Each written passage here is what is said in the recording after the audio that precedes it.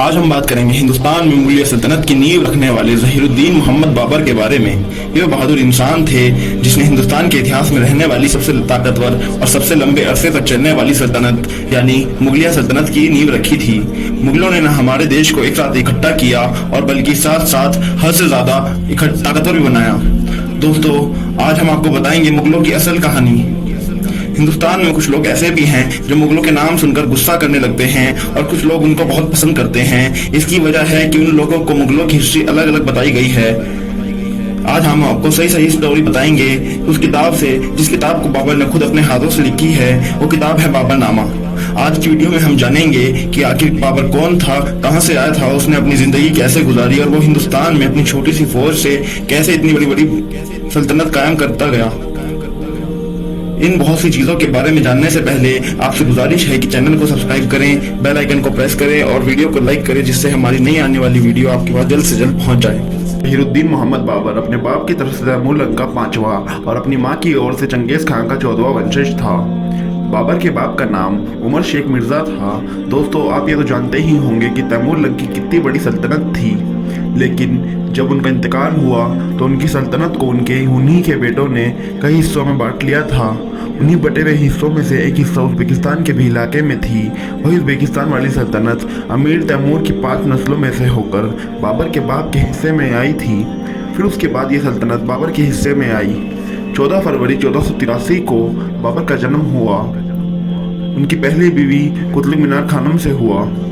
उमर शेख मिर्जा का सबसे बड़ा बेटा बाबर था, इसलिए वो उस तख्त का जानशीन भी था।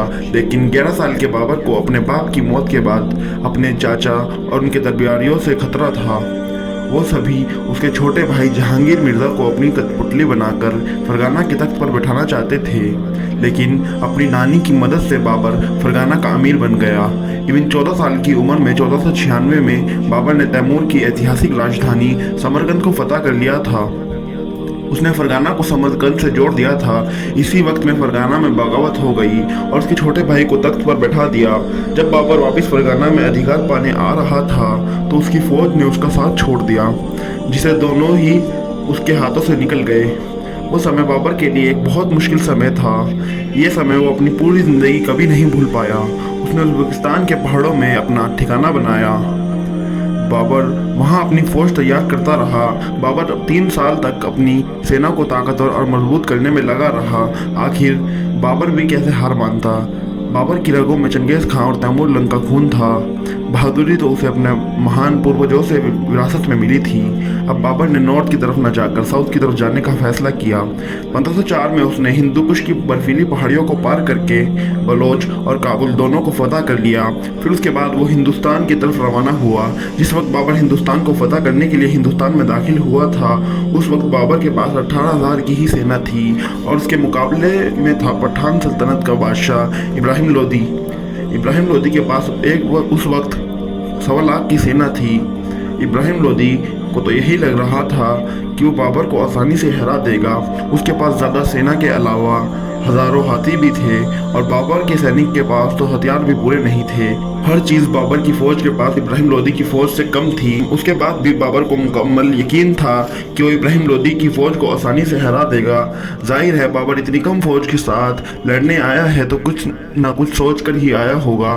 बाबर के पास उस जंग के लिए एक ऐसा हथियार था जो आज से पहले किसी ने नहीं देखा था, ना ही उस जंग से पहले हिंदुस्तान में किसी भी जंग में उसका इस्तेमाल हुआ था, और वो हथियार था बाबर की खतरनाक तोपें। फिर एक दिन बाबर और इब्राहिम लोदी के बीच में घमासान की जंग शुरू हो गई। इब्राहिम लोदी ने सोचा कि मेरी फौज बाबर के मुकाबले में काफ़ी बड़ी है, तो सारी फौज को एक बारी में जंग में उतार कर जंग खत्म कर दूं।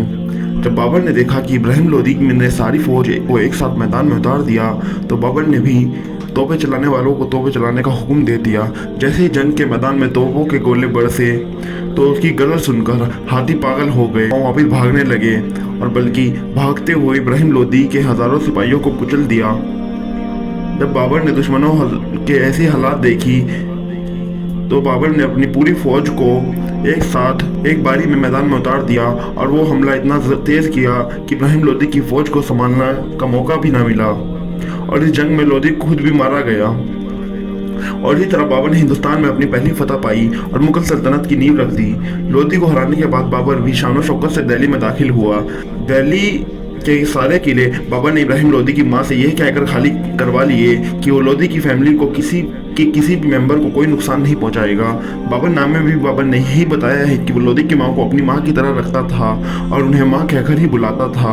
लेकिन कुछ सालों के बाद लोधी की मां ने अपने बेटे का बदला लेने के लिए बाबर के खिलाफ बगावत कर दी और उसने खाने में जहर भी मिला दिया था। ये बात बाबर को पता चली तो बाबर ने उन्हें कैद खाने में कैद करवा दिया और कुछ वक्त बाद ही उनका इंतकाल हो गया।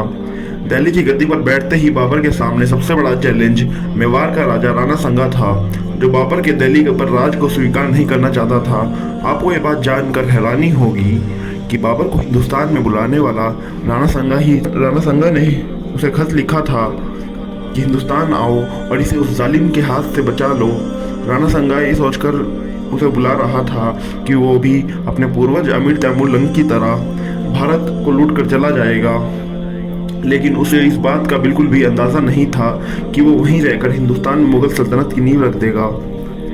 न सिर्फ राणा संगा ने बाबर को बुलाया और यह भी कहा था कि वो उसे हराने में उसकी मदद करेगा, पर जब बाबर भारत आया तो उसने उसकी फौज की मदद नहीं की। उसे लगा वो इतनी कम से फौज से कैसे हार जाएगा, इसलिए वो बैठकर देखता रहा। इसी वजह से बाबर भी उससे गुस्सा था और राणा संगा ने दिल्ली की सल्तनत से इनकार कर दिया। आखिरकार 1 साल बाद ही राणा संगा और बाबर के बीच में तकड़ी जंग हुई। उस जंग में भी बाबर ने ज़बरदस्त होशियारी और तोपों से ही राणा संगा को शिकस्त दी। जब राणा संगा को पता लगा कि वो जंग हार रहा है तो वो उल्टे पैर भागने लगा और बाबर ने उसे जाने दिया। फिर 1 साल बाद ही उसकी मौत हो गई थी और फिर 1-2 साल बाद ही बाबर की भी मौत हो गई थी। बाबर की इच्छा थी कि बाबर को उसके पुराने वतन काबुल में ही दफनाया जाए, इसलिए उसके बेटे ने उसे काबुल में ही दफनाया था। बाबर का बेटा हुमायूं बहुत बीमार रहा करता था, जिस वजह से बाबर बहुत परेशान रहा करते थे। बाबर यह भी दुआ करते रहते थे कि अल्लाह तू मेरे बेटे को सही कर दे, चाहे मेरी ज़िंदगी ले ले। उसकी ये दुआ कबूल हुई। हुमायूं ठीक हो गया। जिस दिन वो ठीक हुआ उसी दिन से बाबर की तबीयत बहुत ख़राब रहने लगी और कुल 48 साल की उम्र में बाबर का इंतकाल हो गया। बाबर ने अपनी सारी ज़िंदगी जंगों में गुजार दी और बहुत से उतार चढ़ाव देखे, लेकिन अंत में जंग से पहले उसने अपने आने वाली पीढ़ियों के लिए ऐसी सल्तनत की राह खोल दी थी जिसे रोकना नामुमकिन हो गया था और उसी सल्तनत ने हिंदुस्तान में सबसे लंबी हुकूमत की। आज इतने सालों बाद भी बाबर को हर कोई जानता है। दोस्तों, हिस्ट्री की इंटरेस्टिंग वीडियोस को देखने के लिए हमारे चैनल को सब्सक्राइब करें और लाइक करें। इसी के साथ हम आपको मिलते हैं अपनी नई आने वाली वीडियो में। अभी तक के लिए अल्लाह हाफिज़।